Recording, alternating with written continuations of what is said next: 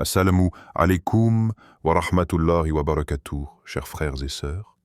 Prends un instant avant même de continuer à écouter. Prends ce court silence intérieur. Car il y a des moments où l'âme reconnaît avant même que l'esprit ne comprenne. Et ce moment que tu vis maintenant n'est pas anodin. Car il y a des jours qui passent sans laisser de traces. Et puis, il y a le vendredi. Un jour qui ne ressemble à aucun autre. Un jour qui porte en lui une gravité douce, une profondeur invisible, comme si le temps lui-même ralentissait pour laisser l'homme respirer, réfléchir, se souvenir, se recentrer. Le vendredi n'est pas simplement le dernier jour de la semaine. Ce n'est pas seulement un rendez-vous rituel avec la prière du Jumu'ah. C'est un jour où les cœurs s'ouvrent plus facilement, même ceux qui se sont endurcis sans s'en rendre compte. C'est un jour où les âmes fatiguées trouvent un espace pour se poser. Un jour où la miséricorde d'Allah descend avec une générosité particulière. Et peut-être que toi, en ce moment précis, tu portes un poids que personne autour de toi ne perçoit. Peut-être que ton sourire cache une inquiétude constante. Peut-être que ton silence dissimule une prière que tu n'oses même plus formuler à voix haute.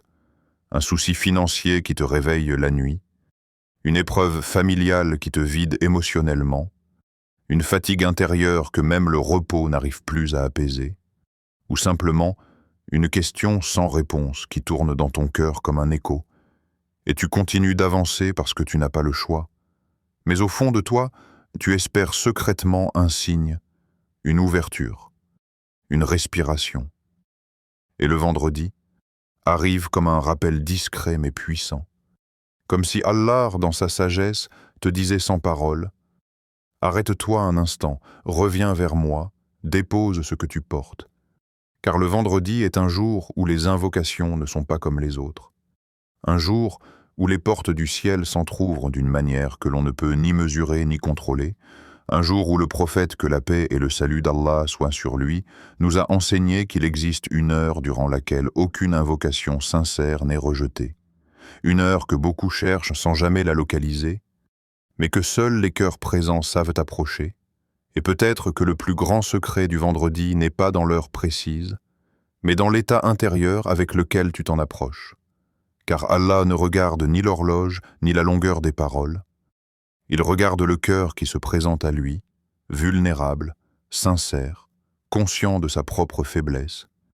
Et dans un monde où tout nous pousse à comprendre, à analyser, à maîtriser, à contrôler, le vendredi vient doucement briser cette illusion, en te rappelant que tu n'es pas obligé de tout comprendre pour être apaisé, que tu n'es pas obligé de tout régler par toi-même pour être sauvé, que parfois, le plus grand acte de foi n'est pas l'effort visible, mais le retour intérieur, le fait de te tourner vers celui qui ouvre quand tout semble fermé, vers celui qui apaise quand le cœur est en tumulte, vers celui qui prend en charge quand tes forces ne suffisent plus. Et c'est ici que commence réellement ce rappel, non pas dans la promesse d'un miracle instantané, non pas dans une formule répétée sans présence, mais dans une invitation douce et profonde à revenir vers Allah à travers ses noms sublimes, car les noms d'Allah ne sont pas de simples appellations que l'on récite par habitude. Ils sont des portes spirituelles, des attributs vivants, des réalités divines qui agissent dans l'existence selon la sagesse d'Allah. Et lorsque tu invoques Allah par ses noms, tu n'énonces pas seulement des syllabes, tu reconnais qui il est, et tu reconnais implicitement qui toi tu es. Un serviteur limité qui s'en remet à l'illimité. Et en ce vendredi, nous ne parlons pas de réciter pour obtenir, mais de réciter pour confier. Confier ton cœur, confier tes affaires, confier ce que tu n'arrives plus à porter seul. Car la sunna du prophète, que la paix et le salut d'Allah soient sur lui, nous a appris que la véritable force du croyant réside dans son attachement à Allah, dans sa capacité à revenir encore et encore, même après les doutes, même après les silences, même après les déceptions, et parler aujourd'hui de 8 noms sublimes d'Allah à réciter le vendredi, ce n'est pas t'inviter à accumuler des paroles, mais à entrer dans un état où chaque nom devient une respiration, une lumière, une orientation, où chaque répétition devient un pas intérieur vers la confiance. Et peut-être que ce rappel arrive pour toi au moment exact où ton cœur en avait besoin.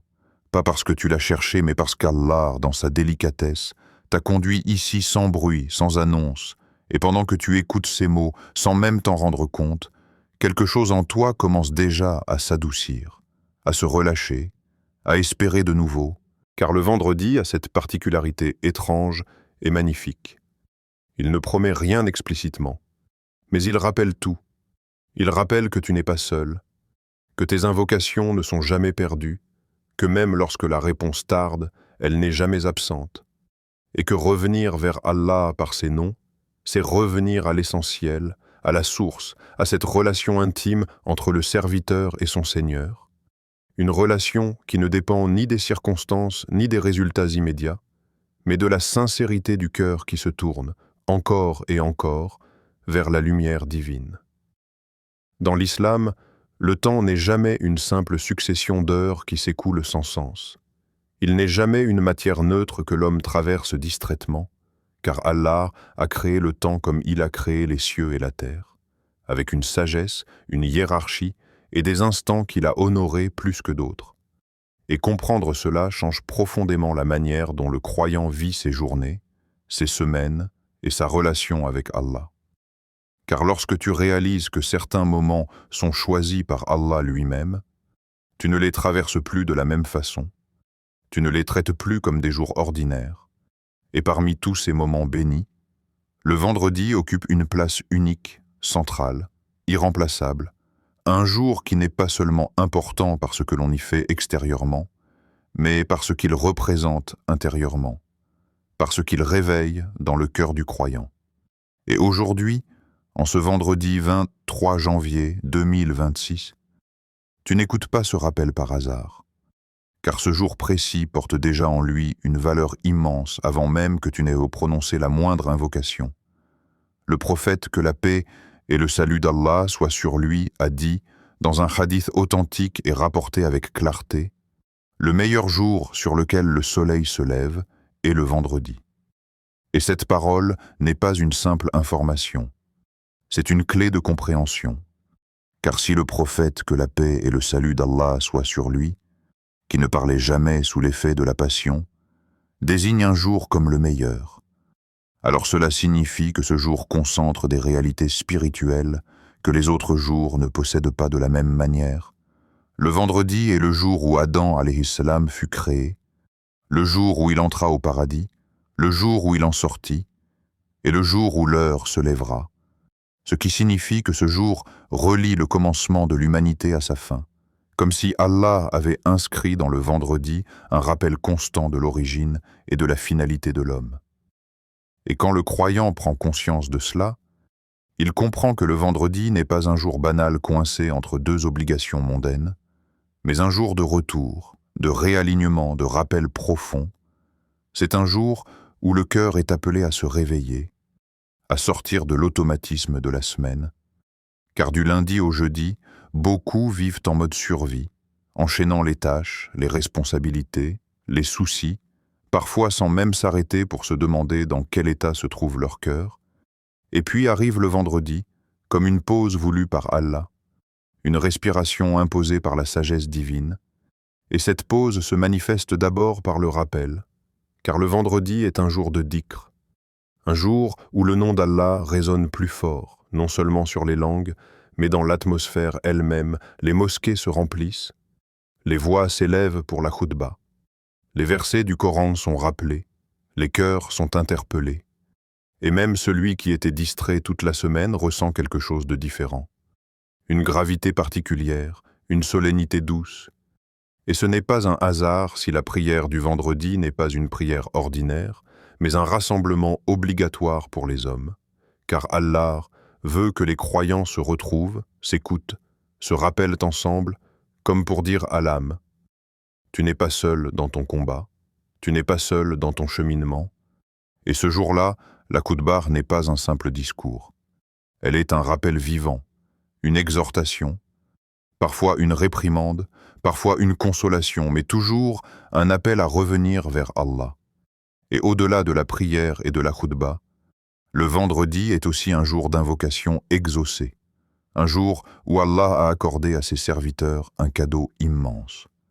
Une heure durant laquelle aucune invocation sincère n'est rejetée, une heure qui n'est pas clairement définie, comme si Allah voulait que le croyant reste dans un état d'attente, de vigilance spirituelle, plutôt que de se contenter d'un instant précis, et cela nous enseigne quelque chose de fondamental, car Allah ne veut pas que tu cherches uniquement l'heure, il veut que tu cherches l'état du cœur, car beaucoup demandent, mais peu demandent avec présence, beaucoup invoquent, mais peu invoquent avec une certitude profonde.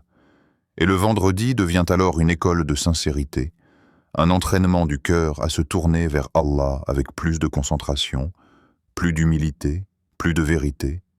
Et le croyant avisé, comme l'ont enseigné les savants, ne laisse pas passer ce jour sans ouvrir son cœur à Allah. Non pas seulement en multipliant les paroles, mais en ouvrant réellement ce qu'il y a à l'intérieur, en reconnaissant ses faiblesses, ses peurs, ses manquements. Car le vendredi est aussi un jour de pardon, un jour où Allah aime pardonner, où il aime relever, où il aime réparer ce qui est brisé. Et quand tu arrives à ce jour avec cette conscience, même tes soucis prennent une autre forme. Car tu comprends que ce jour n'est pas fait pour alourdir ton cœur, mais pour l'alléger. Et peut-être qu'en ce vendredi 23 janvier 2026, tu es arrivé avec une fatigue accumulée, avec des questions sans réponse, avec une inquiétude qui t'accompagne depuis trop longtemps, et Allah, par sa sagesse, t'a fait atteindre ce jour pour que tu comprennes que le temps n'est pas ton ennemi, que les jours ne sont pas tous identiques, que certains moments sont des portes, et que le vendredi est l'une des plus grandes portes spirituelles de la semaine, une porte que certains traversent distraitement, mais que d'autres franchissent avec conscience, et ceux-là ressentent un apaisement que les mots peinent à décrire, car ils ont compris que le vendredi n'est pas seulement un jour à vivre, mais un jour à honorer, un jour à écouter, un jour à déposer ce qui pèse, un jour à se rappeler que même si la semaine a été lourde, Allah a placé dans le temps un moment de miséricorde renouvelé, et cette compréhension transforme la relation du croyant avec ses invocations, car il ne demande plus comme quelqu'un qui exige, mais comme quelqu'un qui se présente humblement devant son Seigneur, conscient que le meilleur des jours est aussi le meilleur moment pour revenir, pour se réaligner, pour se rappeler pourquoi il avance, et vers qui il avance, et tant que le cœur reste ouvert en ce jour béni, tant que la conscience reste éveillée, le vendredi continue d'agir, silencieusement, profondément, bien au-delà des heures visibles. Le dhikr, dans sa réalité la plus profonde, n'a jamais été conçu en islam comme une simple répétition de sons alignés sur les lèvres, ni comme un exercice automatique que l'on accomplit pour se donner bonne conscience. Car si tel était le cas, il suffirait de bouger la langue pour transformer le cœur. Or, la sunna du prophète, que la paix et le salut d'Allah soient sur lui, nous enseigne tout autre chose. Elle nous enseigne que le dhikr est avant tout un état, une présence intérieure, une orientation volontaire de l'âme vers Allah.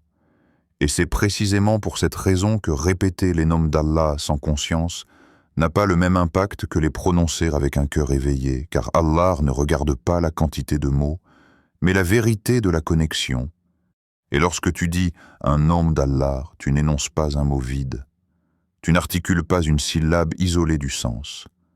Tu appelles un attribut divin, une qualité réelle, éternelle, parfaite, et cette qualité agit selon ce qu'elle représente, non pas de manière magique, mais conformément à la sagesse d'Allah et à l'état du cœur qui invoque, et c'est ici que beaucoup se trompent sans même s'en rendre compte, car ils pensent que le dhikr est efficace parce qu'il est répété, alors qu'en réalité il est efficace parce qu'il est habité, car dans la sunna, le dhikr n'est jamais séparé de la conscience. Il est toujours lié à la présence, à la compréhension, à l'intention.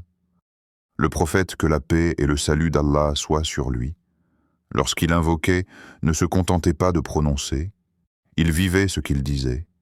Et ses compagnons ont appris de lui que le dhikr véritable est celui qui descend du cœur vers la langue, et non l'inverse. Et lorsque cette hiérarchie est inversée, lorsque la langue parle sans que le cœur soit présent, le dhikr perd sa saveur, sa lumière, son effet transformateur, et pourtant Allah, dans sa miséricorde, a facilité le dhikr. Il l'a rendu accessible à tous, riches et pauvres, savants et ignorants, forts et faibles, car il suffit d'un cœur sincère pour que le dhikr devienne un acte immense. Et comprendre cela change la manière dont tu te tiens devant Allah lorsque tu répètes ses noms, car tu comprends alors que chaque nom est une porte, chaque nom est une orientation, chaque nom est un appel ciblé. Et lorsque tu dis « Ya Rahman », tu ne fais pas qu'évoquer la miséricorde, tu te places sous elle. Lorsque tu dis « Ya Hakim », tu reconnais une sagesse qui dépasse la tienne. Lorsque tu dis « Ya Wakil », tu déposes ce que tu portais seul, et cette reconnaissance intérieure est au cœur même du dhikr. Car le dhikr est un acte de tawhid vécu, un rappel constant que tout revient à Allah, que tout dépend de lui, que tout trouve son sens en lui. Et c'est pour cela que dans la sunna, le dhikr est souvent lié à des moments précis, non pas parce que le moment agit par lui-même, mais parce que le cœur, à certains instants, est plus disposé à la présence, plus réceptif à la lumière, comme après la prière, à l'aube, au coucher du soleil, ou dans le calme de la nuit. Et ces moments ne sont pas choisis au hasard. Ils correspondent à des instants où le bruit du monde se tait légèrement, permettant à l'âme de se reconnecter. Et le vendredi, en particulier, amplifie cette réalité. Car le vendredi est un jour où le dhikr prend une dimension collective et individuelle à la fois. Collective par le rassemblement, individuelle par le retour intérieur. Et lorsque tu répètes les noms d'Allah ce jour-là, avec conscience, tu t'inscris dans un flux spirituel qui traverse les siècles. Un flux où des millions de croyants, avant toi, ont prononcé ces mêmes noms avec espoir, avec crainte, avec amour. Et cette continuité donne au dhikr une profondeur que l'on ne perçoit pas toujours immédiatement, mais que le cœur ressent avec le temps. Et il est important de comprendre que le dhikr n'est pas seulement une réponse à la détresse, il n'est pas uniquement un refuge dans l'épreuve. Il est aussi une nourriture pour l'âme dans les moments de stabilité. Car l'âme, comme le corps, a besoin d'être nourrie régulièrement. Et lorsque le dhikr disparaît de la vie d'une personne, même si tout semble aller bien extérieurement, une sécheresse intérieure s'installe, une fatigue invisible, un éloignement progressif, et c'est souvent dans ces moments que les gens disent « je ne comprends pas ce qui ne va pas ». Alors que ce qui manque, c'est la présence, la connexion, la parole consciente adressée à Allah. Et la sunna nous montre que le prophète, que la paix et le salut d'Allah soient sur lui, faisait du dhikr dans toutes les situations, debout, assis, allongé, dans la facilité comme dans la difficulté. Non pas parce qu'il en avait besoin au sens humain, mais parce qu'il nous enseignait que le dhikr est le fil qui relie le serviteur à son Seigneur en permanence. Et lorsque ce fil est entretenu, les épreuves sont vécues différemment, non pas comme des punitions, mais comme des passages. Et c'est là que le dhikr devient un acte de confiance, car répéter un nom d'Allah avec présence, c'est dire sans parole « je te fais confiance ». C'est reconnaître que même si tu ne vois pas encore le changement, Allah agit, même si tu ne comprends pas encore la sagesse, Allah sait, et cette confiance est elle-même une forme de guérison, car elle libère le cœur de l'illusion du contrôle. Et plus tu approfondis cette compréhension, plus tu réalises que le dhikr n'est pas une action que tu ajoutes à ta vie, mais une posture intérieure que tu adoptes, une manière d'habiter le monde avec Allah en toile de fond. Et lorsque tu prononces les noms d'Allah de cette manière, ils ne restent pas à la surface. Ils pénètrent, ils transforment, ils orientent chacun selon sa réalité, chacun selon son attribut, car Allah agit par ses noms, et le serviteur qui les invoque avec présence se place volontairement sous leur influence, non pas pour forcer un résultat, mais pour aligner son cœur avec la vérité, et c'est dans cet alignement que le dhikr trouve toute sa puissance, non dans le bruit des mots, mais dans le silence intérieur qui les accompagne, un silence rempli de confiance, d'humilité et de certitude. Lorsque Allah nous rappelle dans le Coran que c'est à Allah qu'appartiennent les plus beaux noms, invoquez-le donc par eux. Il ne nous transmet pas une simple information théologique. Il nous ouvre une voie de guérison intérieure, une méthode divine pour entrer en relation avec lui selon nos besoins réels, visibles et invisibles. Car les noms d'Allah ne sont pas abstraits. Ils ne sont pas détachés de la vie humaine. Ils sont au contraire intimement liés à la réalité des cœurs, à leurs blessures, à leurs attentes, à leurs failles. Et comprendre cela change profondément la manière dont le croyant invoque, car il ne s'adresse plus à Allah de manière générale, floue ou dispersée, mais avec une conscience précise de ce qu'il vit et de ce qu'il cherche à remettre entre les mains divines. Chaque nom d'Allah étant comme un remède spécifique, choisi avec sagesse pour un mal particulier, car Allah, dans sa perfection, connaît la complexité du cœur humain mieux que l'homme lui-même. Il sait que certaines douleurs sont liées à la peur, d'autres à l'attachement excessif, d'autres encore à l'incertitude, à l'injustice ressentie, au sentiment d'abandon ou à l'épuisement intérieur. Et c'est pour cela que ces noms sont multiples, non par multiplicité inutile, mais par miséricorde, afin que chaque serviteur puisse trouver dans les attributs divins ce dont son cœur a besoin à un moment donné. Car le cœur n'est pas statique, il traverse des états, des saisons, des phases de force et de faiblesse, et les noms d'Allah accompagnent ces mouvements avec une précision étonnante. Lorsque tu es submergé par l'angoisse, invoquer Allah comme As-Salam n'a pas le même effet que de l'invoquer comme Al-Qadir. Lorsque tu te sens perdu, Al-Hadi parle directement à ton état intérieur. Lorsque tu es écrasé par les responsabilités, Al-Wakil vient alléger ce poids, et ce n'est pas une projection psychologique, c'est une réalité spirituelle car Allah agit par ses attributs. Et le serviteur qui les invoque avec sincérité se place volontairement sous leur influence. Et c'est là que réside une subtilité immense, souvent négligée. Invoquer un nom d'Allah, ce n'est pas seulement demander quelque chose, c'est accepter ce que ce nom implique. C'est reconnaître que si Allah est Al-Hakim, sa sagesse peut différer de ton impatience. Que si Allah est Al-Latif, son action peut être discrète, progressive, presque imperceptible, mais profondément transformatrice.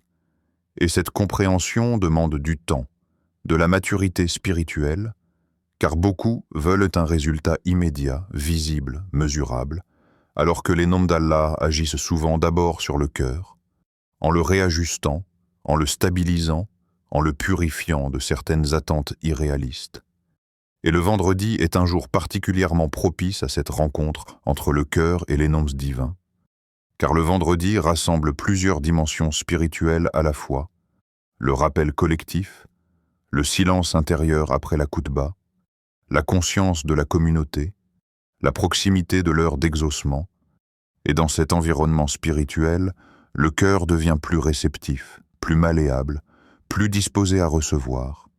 Et c'est pour cela que rassembler plusieurs noms d'Allah le vendredi n'est pas un acte anodin, car cela revient à dire à Allah « Je te confie l'ensemble de mes affaires, visibles et invisibles, celles que je comprends et celles que je ne comprends pas. » C'est un acte global, un dépôt complet.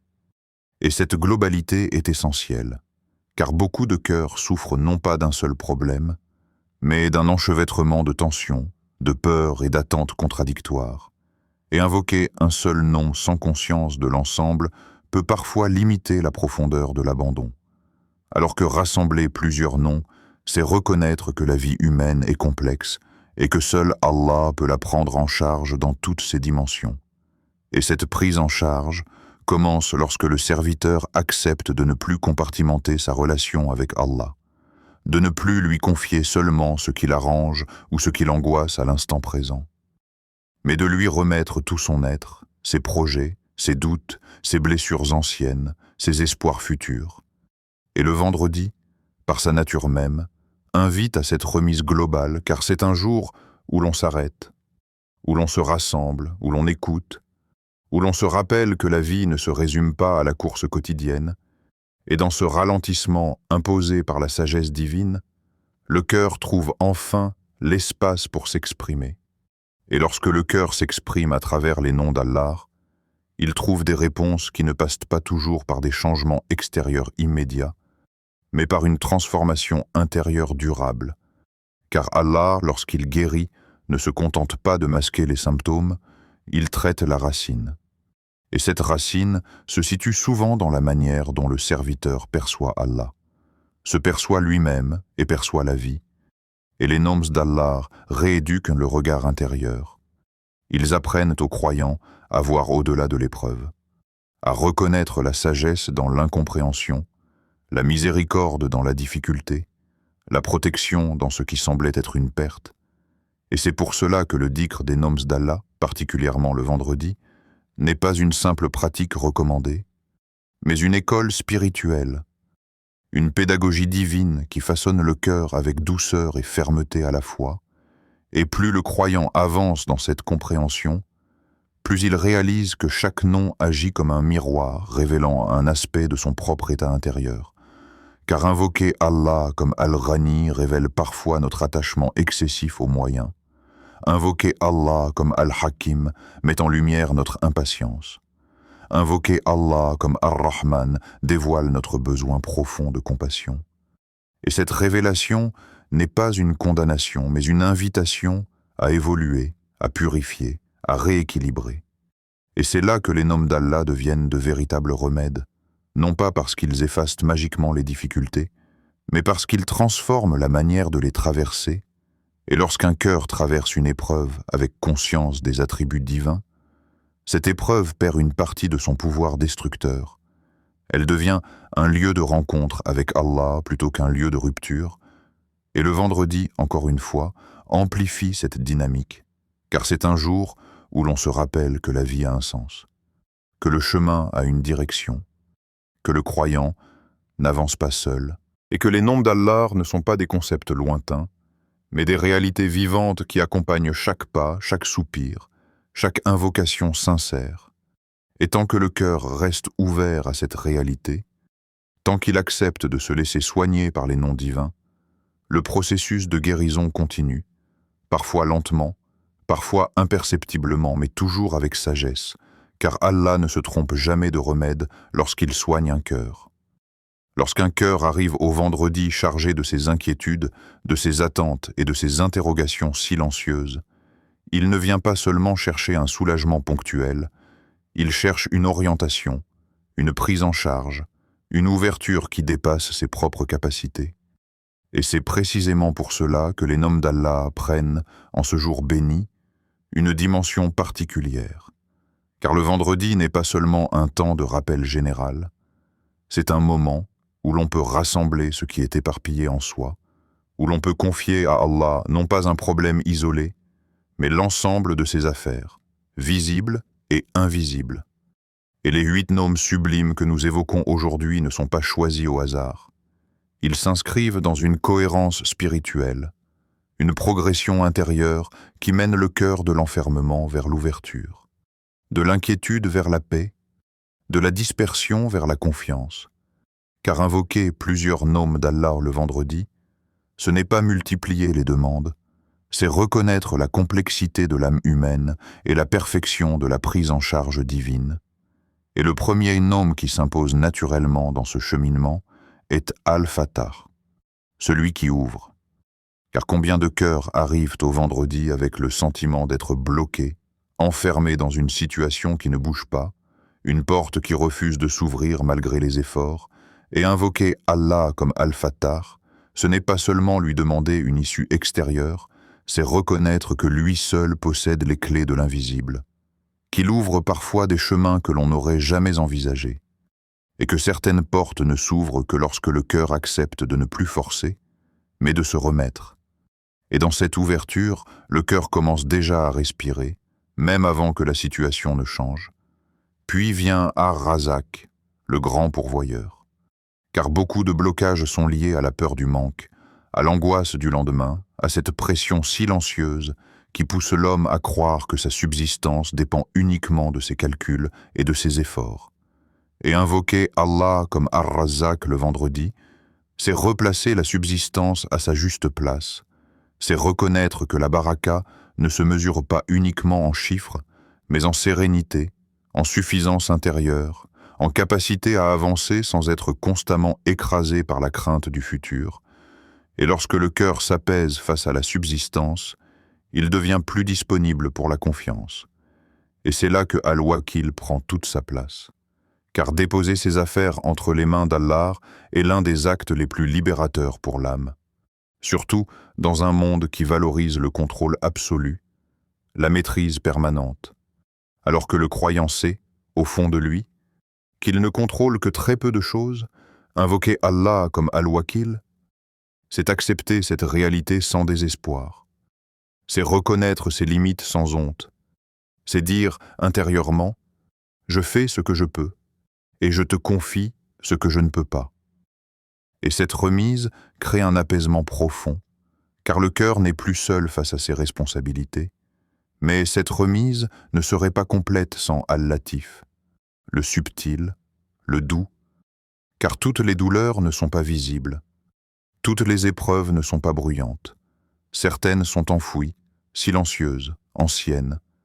Et Allah, dans sa délicatesse, agit souvent sans bruit, sans bouleverser extérieurement, mais en réajustant intérieurement, et invoquer Allah comme Al-Latif le vendredi, c'est accepter que certaines guérisons prennent du temps, qu'elles se fassent avec douceur, que la transformation ne soit pas toujours spectaculaire, mais qu'elle soit profonde, durable, respectueuse de la fragilité humaine, et dans cette douceur retrouvée, le cœur aspire naturellement à la paix.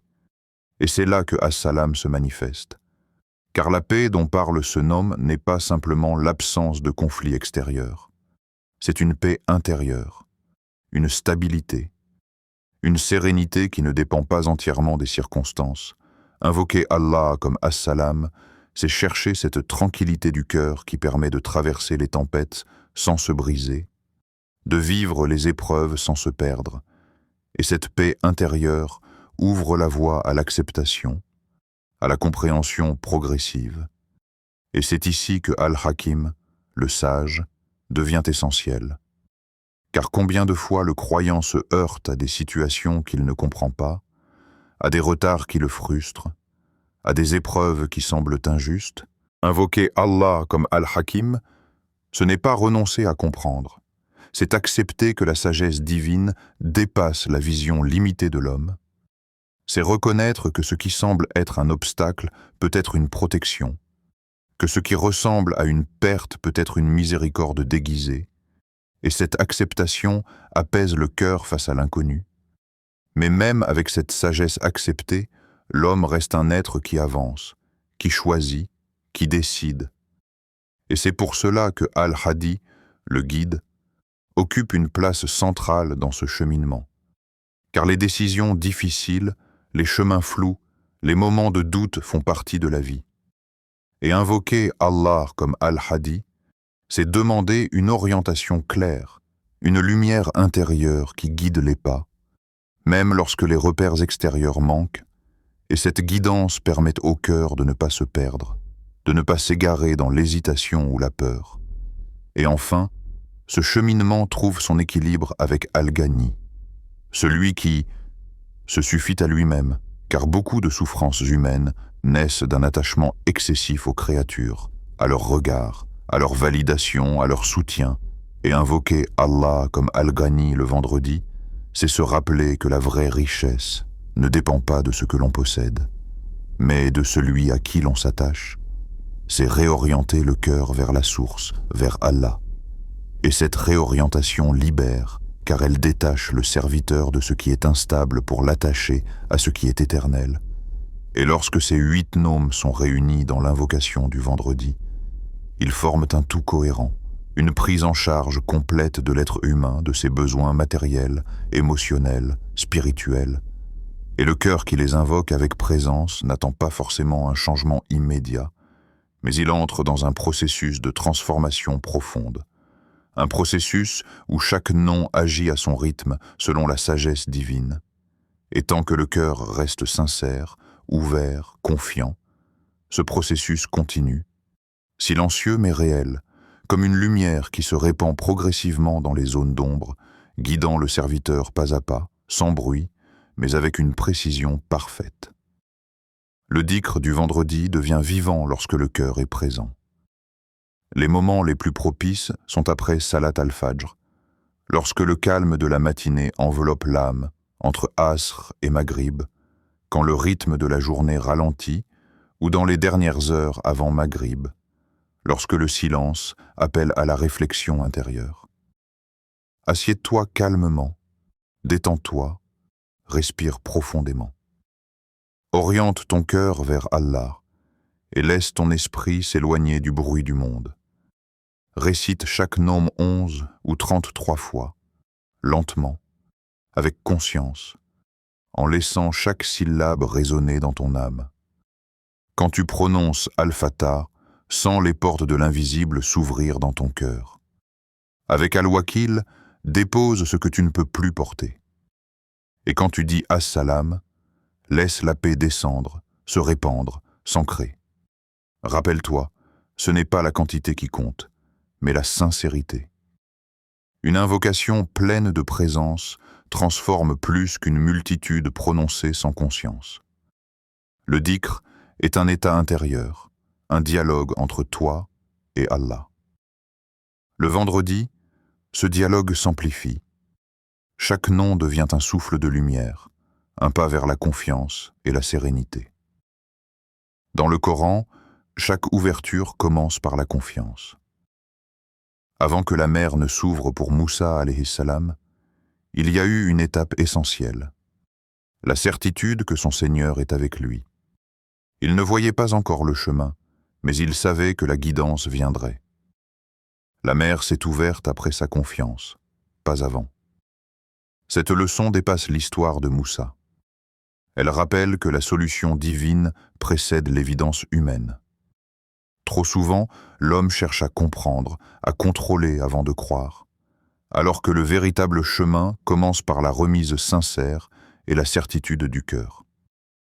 Le vendredi nous offre ce cadre idéal pour éprouver cette confiance. Placer son cœur dans la guidance divine ne signifie pas l'inaction, mais l'alignement de la volonté sur celle d'Allah. Le dhikr, les invocations et la présence intérieure deviennent alors un acte de reliance, préparant le cœur à recevoir ce que lui seul s'est donné. La confiance précède l'ouverture, et le vendredi nous enseigne à l'incarner pleinement. Le vendredi est un jour de dépôt, pas seulement de demande. C'est le moment de confier à Allah tes peurs, tes inquiétudes, tes projets et tes blessures, visibles ou invisibles. Lorsque tu fais ce dépôt sincère, le cœur se libère et ressent une légèreté que rien d'autre ne peut apporter. Allah dit « Et quiconque place sa confiance en Allah, il lui suffit ». Sourate At-Talaq, verset 3. Déposer ton fardeau n'est pas un acte de faiblesse, mais une démonstration de reliance et d'humilité. Lâcher prise sur ce que tu ne contrôles pas permet à la sérénité d'entrer. Le dhikr du vendredi devient alors un acte de confiance incarné. Chaque nom prononcé avec présence renforce cette remise, créant un espace intérieur où la guidance, la protection et la paix divine peuvent agir. Le vendredi transforme le dépôt en libération, et le cœur se rappelle que ce qui dépasse notre contrôle appartient à celui qui ne se trompe jamais dans sa sagesse et sa miséricorde. Après ton dhikr du vendredi, la Sunna nous invite à étendre cette lumière autour de nous. Fais une doua pour quelqu'un d'autre, offre une petite sadaka ou pardonne intérieurement à ceux qui t'ont blessé. Ces gestes simples prolongent la bénédiction du dhikr, purifient ton intention et renforcent la baraka. Le vendredi devient ainsi un canal de lumière, où ce que tu offres retourne sur toi avec intensité. Ton cœur s'ouvre davantage, l'âme s'apaise, et la spiritualité personnelle se transforme en action concrète, silencieuse, mais puissante. Même une petite attention, lorsqu'elle est sincère, a le pouvoir de multiplier la lumière dans ta vie et celle des autres. Cette pratique rappelle que la relation avec Allah ne se limite pas aux paroles. Elle se manifeste aussi par la générosité, le pardon et la bienveillance. Chaque geste devient un prolongement du dhikr, une manière de laisser le vendredi agir pleinement dans ton cœur et dans ton environnement. Sur Lumière de la Sunna, nous te rappelons que chaque invocation sincère est entendue, chaque larme est vue, chaque effort est compté. Le vendredi est un temps de retour vers Allah, un dépôt de confiance et une respiration pour le cœur. Si ton cœur est touché, écris simplement « Ya Allah, je te confie mes affaires ». Laisse ces mots traverser ton âme et ressentir la légèreté qui accompagne la remise sincère. Que ce vendredi soit pour toi un pas vers la paix intérieure, la guidance et la sérénité. Qu'Allah t'éclaire, t'apaise et te guide dans sa lumière, te rappelant que le plus grand refuge est toujours auprès de lui.